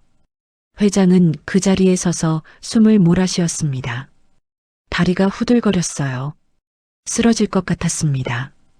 회장님, 서연이 다가와 회장을 부축했습니다. 회장은 서연의 팔을 잡고 간신히 섰어요. 그리고 윤미정을 봤습니다. 윤미정은 노점 뒤에 서서 회장을 뚫어지게 쳐다보고 있었어요. 얼굴이 창백했습니다. 두 사람의 시선이 공중에서 부딪혔습니다. 침묵이 흘렀어요. 긴 침묵이었습니다. 윤미정의 입술이 떨렸습니다. 당신, 목소리가 나왔습니다. 거친 목소리였어요. 27년 만에 하는 말이었습니다. 회장은 대답할 수 없었습니다. 목이 메었어요. 눈에서 눈물이 흘렀습니다. 윤미정은 한 걸음 뒤로 물러났습니다. 가요. 당장. 미정아. 회장이 손을 뻗었습니다. 하지만 윤미정은 고개를 돌렸어요. 엄마, 저 사람 누구예요? 서연이 물었습니다. 어머니와 회장의 분위기가 이상했어요. 아무도 아니야. 윤미정이 차갑게 대답했습니다. 하지만 서연아, 집 가자. 당장. 윤미정은 앞치마를 벗었습니다. 노점 셔터를 급하게 내렸어요. 서연의 손을 잡고 골목을 빠져나가려 했습니다. 회장이 뒤따라갔습니다. 미정아, 잠깐만. 이야기 좀. 할 말 없어요. 제발. 오해야. 나는 몰랐어. 당신이 살아있는 줄. 윤미정이 멈춰섰습니다. 뒤를 돌아봤어요. 얼굴에 분노가 가득했습니다. 몰랐다고요? 27년 동안 몰랐어요? 그래. 나는 거짓말. 당신 부인이 다 꾸민 거 알면서 모른 척 했잖아요. 윤미정의 목소리가 높아졌습니다. 주변 상인들이 쳐다봤어요. 나는 정말 당신 부인이 날 내쫓았어요. 임신한 몸으로 쫓겨났어요. 교통사고로 위장하고 죽은 사람으로 만들었어요. 그 사실 몰랐어요? 회장은 할 말이 없었습니다.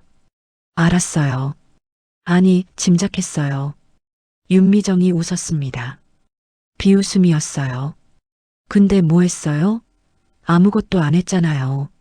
찾지도 않았어요. 미안해. 미안하다고 다 해요? 27년이 지나서 미안하다고? 윤미정의 눈에서 눈물이 흘렀습니다. 내 아들은요? 뱃속에 있던 제 아들은 어떻게 됐는지 알아요? 회장의 얼굴이 굳었습니다. 아들, 유산했어요. 교통사고 당하고 병원에서 혼자 애를 낳았어요. 죽은 애를. 회장의 다리에서 힘이 빠졌습니다. 그리고 3년 뒤에 서연이를 낳았어요. 혼자서, 다 혼자서 키웠어요. 윤미정은 서연을 꼭 안았습니다. 이제 와서 나타나서 뭐 하려고요? 미안하다고 하면 다 용서될 것 같아요? 회장은 무릎이 꺾였습니다. 바닥에 주저앉았어요. 미안하다. 정말. 엄마, 집 가요. 서연이 어머니를 이끌었습니다. 둘은 골목을 빠져나갔어요. 회장은 바닥에 앉아 그 뒷모습을 바라봤습니다. 눈물이 멈추지 않았어요. 가슴이 조여들었습니다. 숨을 쉴 수가 없었어요. 손으로 가슴을 움켜쥐었습니다. 신음이 새어나왔습니다. 통증이 왔어요. 심장이 조이는 것 같았습니다. 회장은 옆으로 쓰러졌습니다. 시야가 흐려졌어요. 주변이 빙빙 돌았습니다. 아, 이러면 안 되는데. 정신을 잡으려 했지만 소용없었습니다. 몸이 말을 듣지 않았어요. 회장님, 누군가 소리쳤습니다. 달려오는 발소리가 들렸어요. 119요. 빨리. 서연의 목소리였습니다. 서연이 돌아왔어요. 회장 옆에 무릎을 꿇고 앉았습니다. 회장님, 정신 차리세요.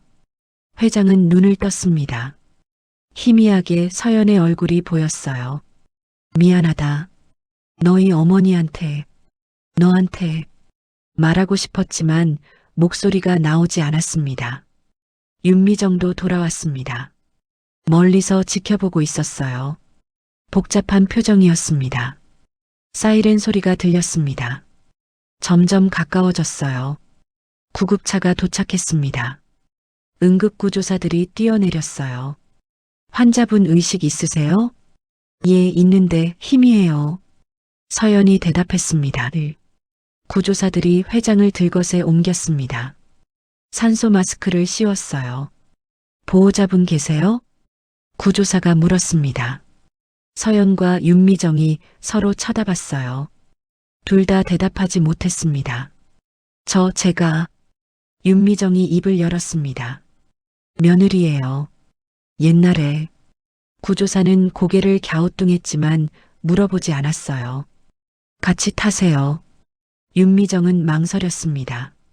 하지만 결국 구급차에 탔어요. 서연도 함께 탔습니다. 구급차 문이 닫혔습니다. 사이렌이 울렸어요. 병원으로 향하는 구급차 안에서 윤미정은 회장의 손을 내려다봤습니다. 쭈글쭈글한 노인의 손이었어요. 27년 전 자신의 손을 잡아주던 그 손이었습니다. 윤미정의 눈에서 눈물이 떨어졌습니다. 회장의 손등 위로 떨어졌어요. 왜 이제야? 작게 중얼거렸습니다. 서연은 어머니와 회장을 번갈아 봤습니다. 무슨 일인지 이해할 수 없었어요. 하지만 한 가지는 알 수 있었습니다. 둘 사이에 깊은 사연이 있다는 것을 말이죠. 구급차는 밤거리를 달렸습니다. 빨간 불빛이 깜빡였어요. 병원까지는 10분 거리였습니다. 그 10분이 영원처럼 길게 느껴졌습니다. 응급실은 긴박했습니다. 의료진이 분주하게 움직였어요. 들것에 실린 회장이 응급실 안으로 들어갔습니다. 자동문이 닫혔어요. 서연과 윤미정은 복도에 남았습니다. 둘 다 멍한 표정으로 서 있었어요. 환자 보호자분? 간호사가 다가왔습니다. 손에 차트를 들고 있었어요. 예. 윤미정이 대답했습니다. 관계가 어떻게 되시죠? 저는 며느리입니다. 간호사는 이상하다는 표정을 지었어요. 며느리치곤 나이가 많아 보였습니다. 환자분 연세가 70이 넘으셨는데 옛날 며느리예요. 지금은 아니고요. 간호사는 더 이상 묻지 않았습니다. 그냥 차트에 뭔가 적었어요. 보호자 연락처 적어주세요. 그리고 환자분 보험증이나 신분증 있으세요? 없어요. 갑자기 쓰러지셔서. 그럼 이름이랑 주민번호라도. 김도현.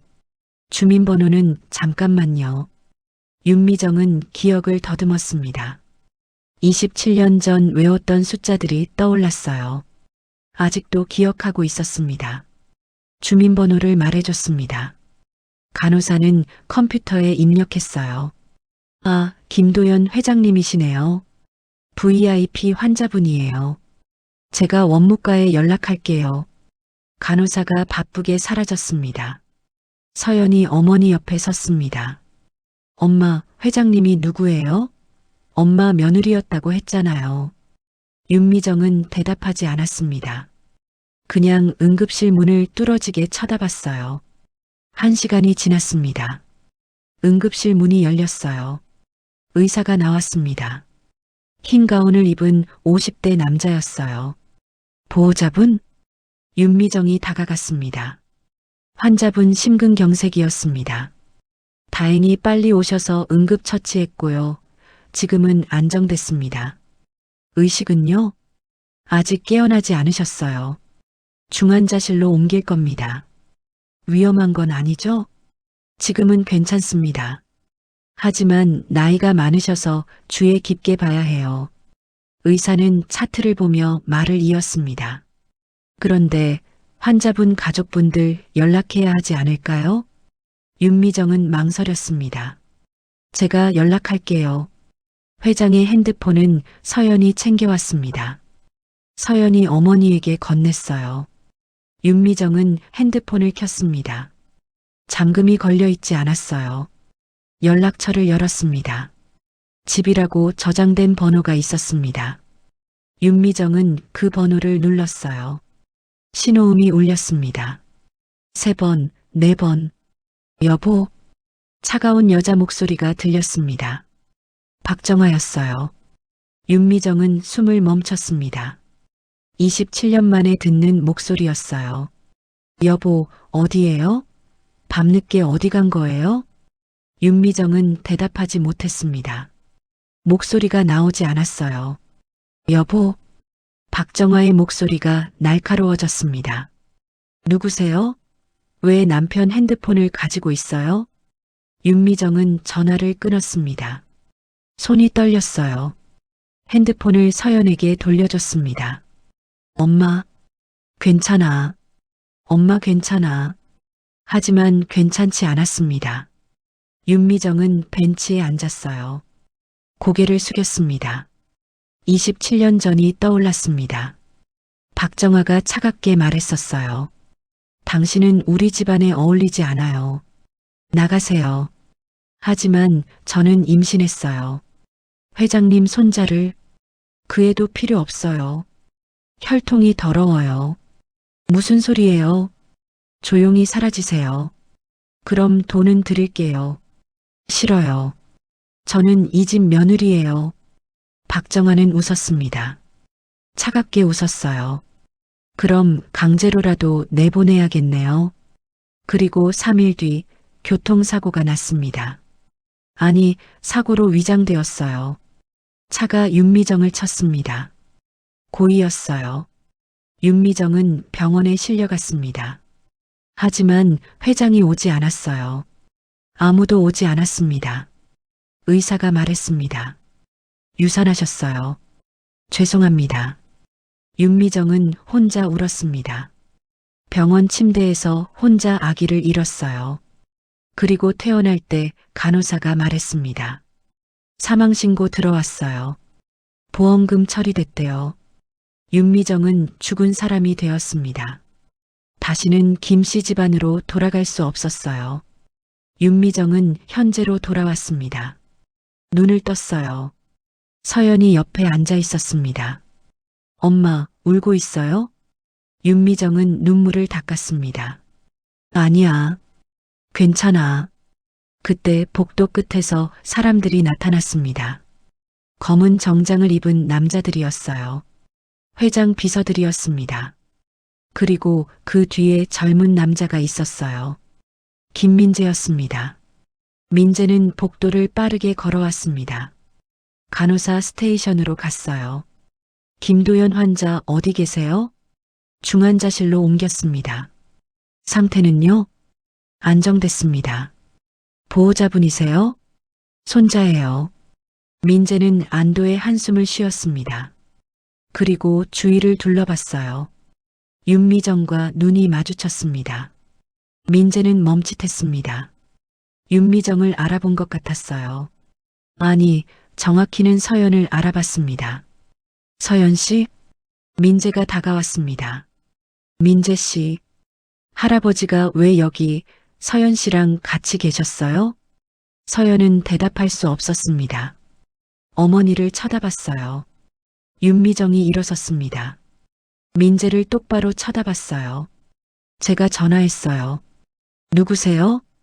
윤미정이에요. 27년 전 이 집 며느리였던 사람. 민재의 얼굴이 굳었습니다. 뭐라고요? 회장님이 쓰러지셔서 제가 구급차 불렀어요. 그게 전부예요. 민재는 믿을 수 없다는 표정이었어요. 하지만 뭔가 확인하고 싶은 듯 물었습니다. 증거가 있어요? 없어요. 하지만 회장님은 아실 거예요. 그때 중환자실 문이 열렸습니다. 간호사가 나왔어요. 환자분 깨어나셨어요. 보호자 한 분만 들어오세요. 민재가 들어가려 했습니다. 하지만 간호사가 말했어요. 환자분이 윤미정 씨 찾으세요. 침묵이 흘렀습니다. 민재는 윤미정을 쳐다봤어요. 윤미정은 중환자실로 걸어 들어갔습니다. 중환자실은 조용했습니다. 기계음만 들렸어요. 회장이 침대에 누워 있었습니다. 산소 마스크를 쓰고 있었어요. 눈을 뜨고 천장을 보고 있었습니다. 윤미정이 다가갔습니다. 회장이 고개를 돌렸습니다. 윤미정을 봤어요. 미정아. 목소리가 약했습니다. 왜 부르셨어요? 검사해야 해. 무슨 검사요? DNA. 서연이랑 나랑. 윤미정의 얼굴이 굳었습니다. 왜요? 확인해야 해. 서연이가 내 손녀인지. 손녀요? 그 자장가. 내가 만든 자장가. 서연이가 쳤어. 피아노로. 윤미정은 숨이 멎었습니다. 서연이가 칠 리 없어요. 배운 적도 없는데. 손이 기억했어. 내가 불러준 노래를. 회장은 간호사를 불렀습니다. DNA 검사해 주세요. 저랑 복도에 있는 윤서연 씨. 간호사는 고개를 끄덕였습니다. 1시간 뒤 결과가 나왔습니다. 의사가 결과지를 들고 왔어요. 회장에게 건넸습니다. 회장은 떨리는 손으로 결과지를 받았습니다. 눈으로 글자를 따라갔어요. 유전자 일치율 25% 관계, 조부 손녀 관계 확실. 회장의 손에서 결과지가 떨어졌습니다. 눈물이 결과지 위로 떨어졌어요. 얼룩이 졌습니다. 손녀. 회장의 목소리가 떨렸습니다. 내 손녀야. 윤미정도 울고 있었습니다. 고개를 돌렸어요. 이제 알았어요? 27년 만에요? 회장은 침대에서 일어나려 했습니다. 하지만 힘이 없었어요. 미정아, 미안해. 정말 미안하다고 다해요? 윤미정은 돌아서서 나갔습니다. 복도에서 서연이 기다리고 있었어요. 윤미정은 서연을 꼭 안았습니다. 엄마, 서연아, 너는 회장님 친손녀야. 뭐라고요? 엄마가 옛날에 그 집 며느리였어. 서연은 믿을 수 없다는 표정이었습니다. 민재도 듣고 있었어요. 얼굴이 창백했습니다. 그럼 서연 씨가 제 사촌이에요? 윤미정은 고개를 끄덕였습니다. 그때 병원 입구 쪽에서 소란이 일었습니다. 어디 계세요? 남편 어디 있어요? 박정화의 목소리였습니다. 박정화가 복도로 들어왔어요. 뒤에 경찰 2명이 따라왔습니다. 박정화는 윤미정을 보고 멈췄습니다. 얼굴이 하얗게 변했어요. 당신, 오랜만이네요, 부인. 윤미정이 차갑게 말했습니다. 경찰이 다가왔습니다. 박정화 씨죠? 폭력 사주 혐의로 동행해야겠습니다. 뭐라고요? 오늘 밤 시장에서 일어난 폭행 사건. 그 남자들이 자백했습니다. 당신이 돈 주고 사주했다고요. 박정화는 뒤로 물러났습니다. 아니에요. 증거 있어요? 남자들 통화 기록 나왔습니다. 당신 번호로 여러 번 통화했고요. 돈도 입금됐습니다. 경찰이 수갑을 꺼냈습니다. 그리고 27년 전 교통사고 건도 재조사 들어갑니다. 사망 조작 정황이 포착됐습니다. 박정화의 얼굴이 완전히 무너졌습니다. 내가 뭘 잘못했어. 집안을 지키려고 한 건데. 경찰이 수갑을 채웠습니다.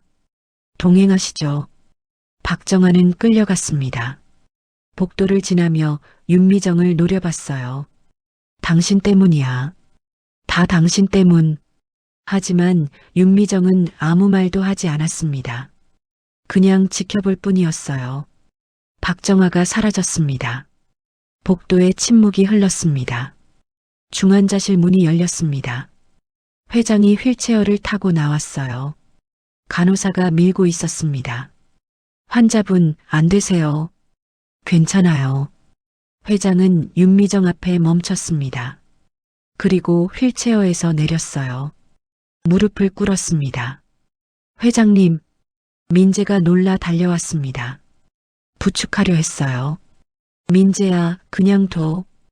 회장은 바닥에 무릎을 꿇고 고개를 숙였습니다. 미정아, 서연아, 미안하다. 윤미정은 차갑게 내려다봤습니다. 지금 와서 무슨 자격으로 그러세요?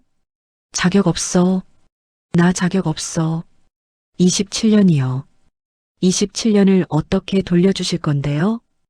회장은 대답하지 못했습니다. 고개를 숙인 채 눈물만 흘렸어요. 윤미정은 돌아섰습니다.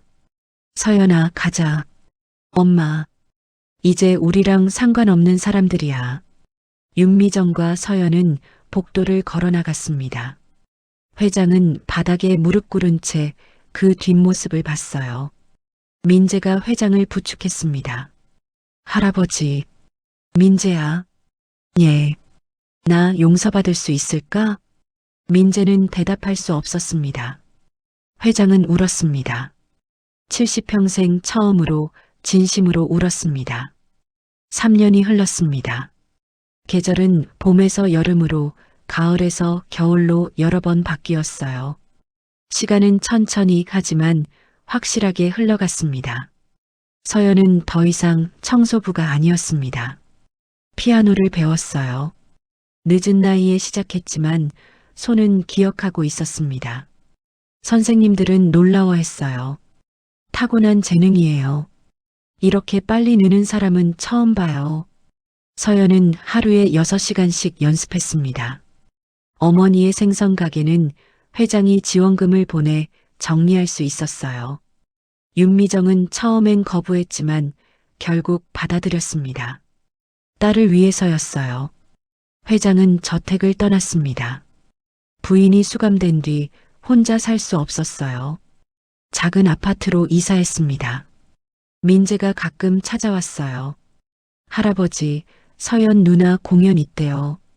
민재가 전단지를 보여줬을 때 회장의 손이 떨렸습니다. 윤서연 피아노 독주회 일시 10월 15일 오후 7시 장소 대학로 아트홀. 회장은 전단지를 꼭 쥐었습니다. 가도 될까? 당연하죠. 가족인데요. 하지만 회장은 확신할 수 없었어요. 3년 동안 윤미정은 회장과 연락하지 않았습니다. 서연도 마찬가지였어요. 민재가 중간에서 소식만 전해줬을 뿐이었습니다. 공연 당일이 왔습니다. 회장은 정장을 입었어요. 거울을 보니 늙은 얼굴이 보였습니다. 3년 사이 더 늙었어요. 머리는 완전히 하얗게 변했습니다. 아트홀에 도착했습니다. 작은 공연장이었어요. 200석 정도 되는 곳이었습니다. 따뜻한 조명이 켜져 있었어요. 사람들이 하나둘 들어왔습니다. 객석이 채워졌어요. 회장은 뒷줄에 앉으려 했습니다. 하지만 민재가 막았어요. 할아버지, 서연 누나가 좌석 지정해 놨어요. 뭐? 3열 가운데요. 따라오세요. 회장은 민재를 따라갔습니다. 3열 가운데 자리에는 이미 사람이 앉아 있었어요. 윤미정이었습니다. 윤미정은 회장을 보고 고개를 끄덕였습니다. 말은 하지 않았어요. 회장은 옆자리에 앉았습니다. 침묵이 흘렀습니다. 건강하셨어요? 윤미정이 먼저 말을 걸었습니다. 네, 덕분에요. 서연이가 할아버지 오신다고 했어요. 초대해줘서 고맙습니다. 윤미정은 대답하지 않았습니다. 무대를 바라봤어요. 무대 위에는 그랜드 피아노가 놓여 있었습니다. 조명을 받아 빛나고 있었어요. 객석 불이 꺼졌습니다. 공연이 시작되었어요. 무대 옆문이 열렸습니다. 서연이 걸어 나왔어요. 검은색 드레스를 입은 모습이었습니다. 머리는 단정하게 올렸어요. 3년 전과는 완전히 다른 모습이었습니다. 더 이상 청소부가 아니었어요. 당당한 연주자였습니다. 서연은 객석을 향해 고개를 숙였습니다. 박수가 터져 나왔어요. 피아노 앞에 앉았습니다. 의자 높이를 조절했어요. 손을 건반 위에 올렸습니다. 회장은 그 손을 봤습니다. 이제 고무장갑을 낀 손이 아니었어요. 가느다란 반지를 낀 손이었습니다.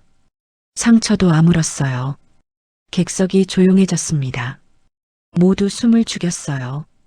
서연이 눈을 감았습니다. 첫 음이 울렸습니다. 또르르르릉. 회장은 알아봤습니다. 그 곡이었어요. 며느리가 만든 자장가였습니다. 3년 전 저택 거실에서 들었던 그 아름다운 선율이었어요. 하지만 달랐습니다. 더 성숙했어요. 더 깊었습니다. 슬픔만 있던 곡이 이제는 희망도 담고 있었어요. 회장의 눈에서 눈물이 흘렀습니다. 옆에서 윤미정도 울고 있었어요. 조용히 눈물을 닦았습니다. 음악이 흘렀습니다. 무대와 객석을 채웠어요. 모든 사람이 빠져들었습니다. 서연의 손가락이 건반 위에서 춤췄습니다. 자연스러웠어요. 더 이상 숨길 필요가 없었습니다. 곡이 절정에 이르렀습니다. 강렬한 소리가 터져 나왔어요. 그리고 천천히 잦아들었습니다. 마지막 음이 울렸습니다. 여운이 길게 이어졌어요. 그리고 사라졌습니다. 침묵이 흘렀습니다. 그리고 박수가 터져 나왔습니다. 우레와 같은 박수였어요. 사람들이 일어섰습니다. 기립박수였어요. 브라보! 누군가 외쳤습니다. 환호가 이어졌어요. 서연은 일어나 고개를 숙였습니다. 눈가에 눈물이 맺혀 있었어요. 무대에서 내려왔습니다. 객석으로 걸어왔어요. 윤미정이 일어났습니다. 서연을 꼭 안았어요. 잘했어, 우리 딸. 엄마. 둘은 한참을 안고 있었습니다. 서연이 고개를 들었습니다. 회장을 봤어요. 회장은 일어나 고개를 숙였습니다. 잘 들었다. 정말 아름다웠어. 서연은 잠시 망설였습니다. 그리고 작게 고개를 끄덕였어요. 고맙습니다. 한마디였지만 충분했습니다. 공연이 끝나고 로비에서 사진을 찍었습니다. 서연과 윤미정, 민재가 섰어요. 할아버지도 오세요. 민재가 회장을 불렀습니다. 회장은 주저했습니다. 하지만 서연이 손짓했어요. 오세요. 회장은 천천히 다가갔습니다. 제일 끝에 섰어요. 카메라 플래시가 터졌습니다. 사진 속 네 사람은 어색하게 웃고 있었습니다. 완벽한 가족 사진은 아니었어요. 여전히 거리가 있었습니다. 하지만 함께 있었습니다. 그것만으로 충분했어요. 회장은 집으로 돌아가는 차 안에서 그 사진을 봤습니다. 핸드폰 화면 속 사진이었어요. 서연은 환하게 웃고 있었습니다. 윤미정도 미소 짓고 있었어요. 민재는 밝은 표정이었습니다. 그리고 회장은 조심스럽게 웃고 있었어요. 완전한 용서는 아니었습니다. 27년의 시간을 지울 수는 없었어요. 하지만 시작이었습니다. 다시 이어지는 시작이었어요. 회장은 창밖을 봤습니다. 밤하늘에 별이 빛나고 있었어요. 며느리가 만든 자장가가 귀에 맴돌았습니다. 이제 그 곡은 슬픔의 노래가 아니었어요. 희망의 노래였습니다. 회장은 눈을 감았습니다. 그리고 작게 웃었어요. 오늘의 이야기 어떠셨나요? 구독과 좋아요, 그리고 댓글 남겨주시면 영상 제작에 큰 도움이 됩니다. 끝까지 함께 해주셔서 진심으로 감사합니다.